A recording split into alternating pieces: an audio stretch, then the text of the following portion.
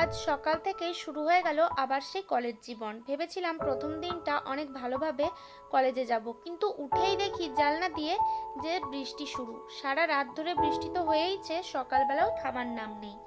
আর এখানে এলাকাটা এতই নিচু যে কিছুটা বৃষ্টি হলেই রাস্তায় ভীষণভাবে জল জমে যায়। তো সেটা নিয়ে একটু টেনশনে ছিলাম, কিন্তু এতদিন কলেজ যাইনি, যেতে তো হবেই।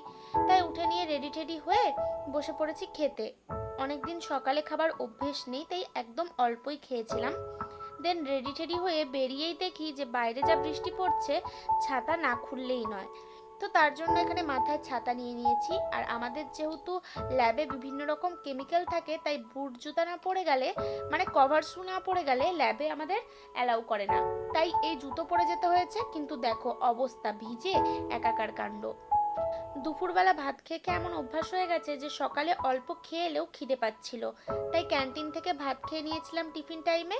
দেন 5টার সময় কলেজ থেকে বেরিয়ে দেখি বৃষ্টিটা যা হোক একটু কমেছে। আসার সময় প্র্যাকটিক্যাল খাতাগুলো কিনে এনেছিলাম, যেগুলো কাল পাইনি।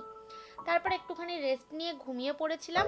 দেন উঠে সন্ধেবেলা বসেছিলাম পড়তে, কারণ কালকে আছে কলেজে একটা ক্লাস টেস্ট। তো তার সাথে পড়াশুনো করার সাথে সাথে প্রত্যেক দিনের ল্যাবরেটরি কপি তো রেডি করা মাস্ট। মানে প্র্যাকটিক্যাল খাতাতে যা যা লিখতে দেয় সেগুলো তো লিখতেই হবে।